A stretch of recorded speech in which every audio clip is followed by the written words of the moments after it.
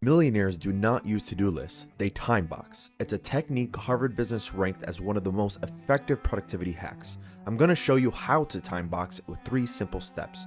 The first step is called brain dumping. It's a technique used by experts to formulate your thoughts on paper. We then identify the top 3 tasks for the day. This is to ensure you don't overlook vital objectives. And finally, we time box, which is where we assign each task a time. This is to give a visual representation of how much time you have to complete each task. If you sound interested in wanting to time box, click below. I think one of the best time management strategies I've ever found is something called the ideal week, where, a lot of people say that they don't have time, they have a never-ending to-do list. The ideal week is basically where you create a blank Google Calendar, you call it your ideal week, and you just block out, what does your ideal week look like? When would you like to wake up? When would you like to sleep? When are your gym times? When are your date nights? When are you at work? And you realize by doing this that, A, you have more time than you realize, and also you have less time than you realize. Because if you wanted to do those 18 projects on your to-do list, and someone listening to this is probably, somewhat productivity minded, wants to get a lot of things done at a very high level, you realize there are simply not enough hours in the day. And that's okay. That means you can now eliminate the things that really don't matter in focus of the things that really do. And so the ideal week is a way of figuring out, do I actually have a manageable number of things on my plate? And once you do, putting them in your actual calendar is a way of making sure you've made the time for the thing. Have you thought about how... Something tells me that you're not as productive as you want to be, and it's probably because the way you think about resting and taking breaks is completely backwards. So I've gone through college, grad school, I'm in med school now. I'm not perfect, but I've learned a thing or two about being productive, and it has kept me from burning out ever again. I will never go back, and I'm gonna let you know what I do so that you never have to go there. I literally just reapplied this lip balm because of how nice it feels. I don't take breaks based off of how much work I've gotten done. I take them based off of how much energy I've lost. It doesn't matter if I was super productive or super unproductive. The point of the break is to get your energy back. I don't wait till I'm exhausted to take a break either. If you're exhausted every single time you take a break, it's gonna take you 10 times longer to recover. Next, if I'm not doing something that actually relaxes me or somehow boosts my energy, doesn't count as a break. There's actually multiple types of rest for when you're taking a break. Let me know if you want a video on that too. I got a feeling that I can't erase. Just a feeling that I won't leave behind, because it's something that it's on my mind. I guess it goes like na. Got paid for the night, na na na na. She said for the lights, na na na na. She sees the vision going, na na na na. Unfuck my life with me. All-nighter edition. You know when you want to change your life at 3 a.m.? Well, yeah, that's what I did. Most fucking productive day of my life. Clean my room like the boss bitch that I am. Mira que bonito. It looks so good. Second cup of coffee. It gets better. I wash the dishes. My washer and my dryer don't work. So I had to go to la lavanderia. Not gonna lie, this is a bougie one. But bitch, when I tell you no one was there, don't you love walking into like an empty space? Immediate peace. My gym was 3 minutes away, and I planned that shit. Because if you're not planning, what are you doing? I got a little treat. My favorite place to go. It was so delicious. After that, I was back on my grind. If you don't do it, ain't nobody gonna do it for you. That's why it's called a For You page. I'm calling you out. And I get it. Everyone has bad days. But baby, when you get up, you better get up 10 times stronger. See, I don't know what possessed me to wash my dogs. Oh yeah, because they stinky as fuck. But not anymore, because look at how cute she is. This is my other one. Tell me he don't look like a raccoon. Oh, un tacualche. Get anything from this video, never get a German Shepherd. It's the hair. I love her though. And I got to cleaning my whole bathroom. Oh shit. Do you see that? Exactly. Glass, nah. Invisibility, yes. If I could do everything you just saw, you don't gotta do a whole lot. You can do that one productive thing. But I am so extremely proud of myself. I'm sorry I have never completed everything on a to-do list. Until today, bitch. I did that. All right, peace. I'm gonna check out. Good night. Responsible, I do not condone anytime you're doing all that. If you have an issue, please talk to your doctor. Once I had this realization, I will never claim that I don't have enough time for something ever again. The 8x8x8 rule states that you have 24 hours in a day, and the best way to live the most balanced and fulfilled life is to split that up into 3 categories. On average, you're spending 8 hours a day either at work or at school. On average, you're sleeping 8 hours a night. That still leaves 8 hours every single day that you have to do whatever you want. And of course, you may have to spend some of that time getting ready for school, maybe homework, maybe you have to commute into your job. But the point is it's so easy to say, oh, I don't have time to go to the gym. I don't have time to start a side hustle. I don't have time to, hang out with friends as much as I want.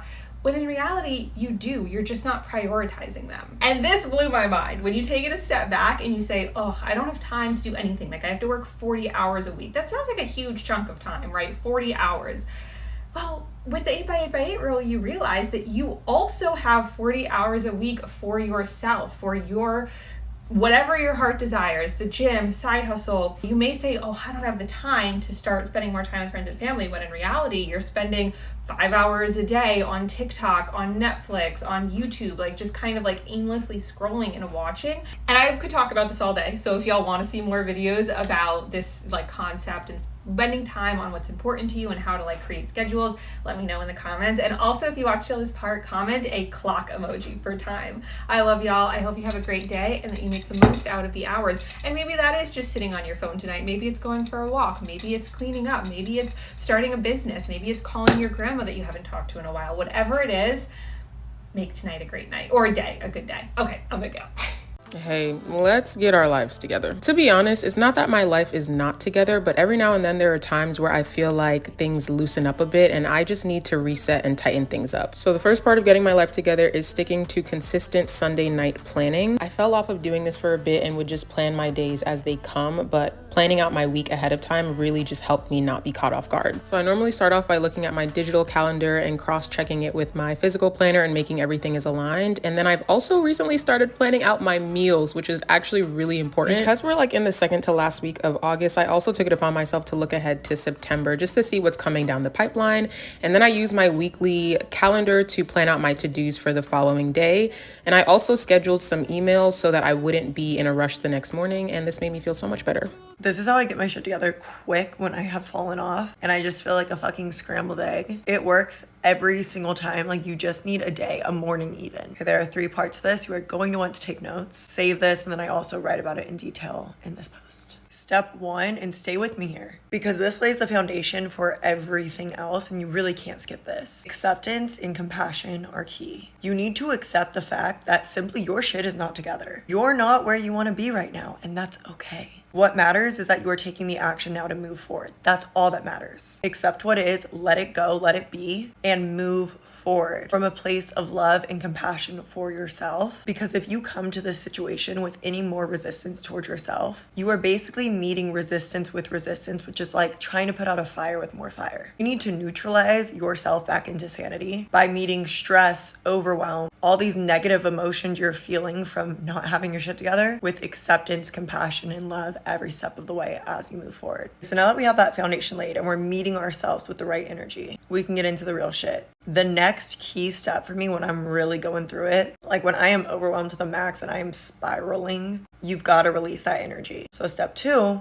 is release. Release through movement, sweating it the fuck out. It is amazing the immediate results you will get from this. Those feelings of stress and overwhelm are very stuck in stagnant states. And so you want to physically move your body to release them before you go into the next steps so that you aren't bringing this negative stuck energy with you. By physically moving your body, whether it's a workout, a walk, just stretching, you are getting that energy flowing through you and releasing it so that you can leave it behind. You can be more clear, you can be more energized as you move into what is greatly going to benefit you next. So now that we've sweated out that negativity, we can go into step 3. Step 3 is clarity, but we're going to break it down into 3 different parts. Clarity of mind, energy, and intention/game plan. This is where shit really gets good.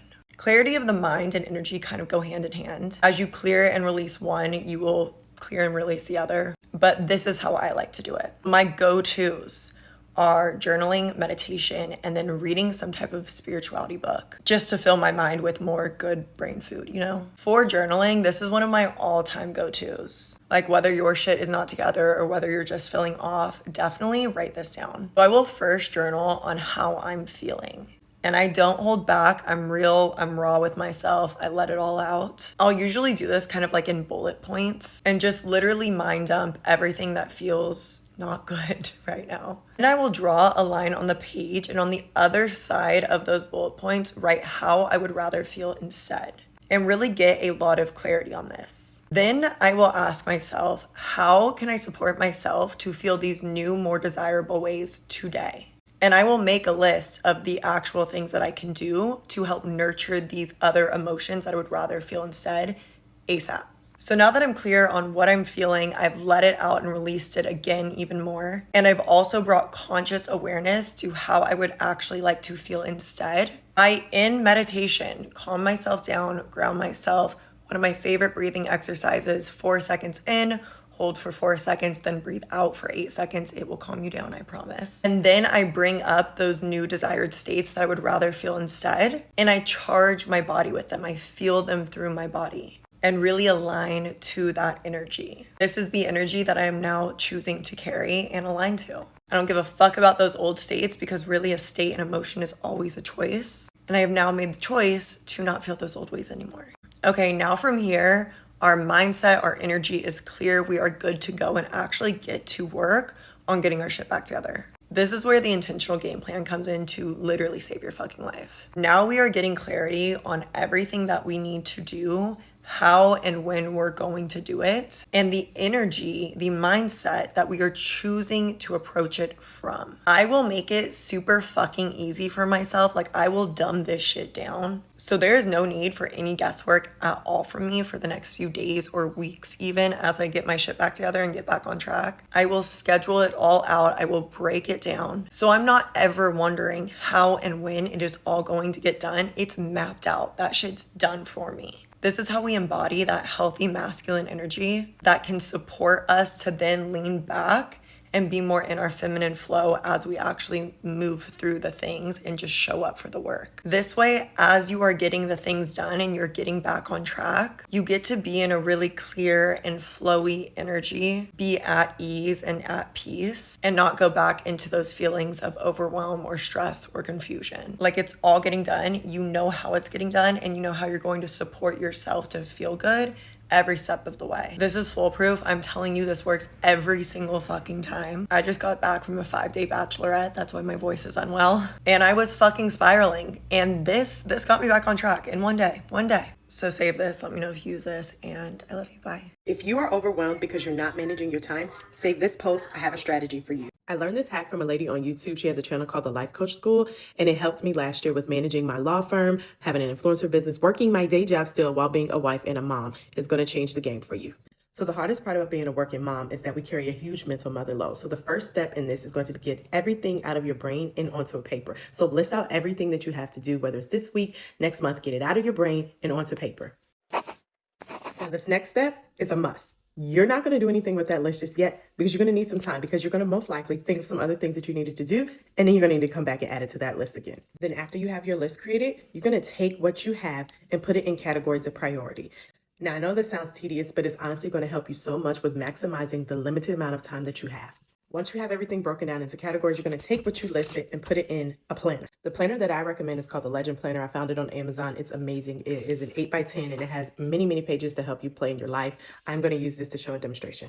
You are now going to go one by one on that list that you just created and put those things into your calendar in a time-blocked format. You need to think about how long is something going to actually take you and honor that time. And even if you have to go a month out, you're going to put that in your calendar because we want to get it out of your brain. And now that you have everything out of your brain and into your calendar, you are going to honor your commitment to yourself by following what you planned. Comment below if you also want to know some tips on how to manage distractions. Baby, call me baby, call me baby, call me baby. When you call me baby, starting to think you hate me. I know.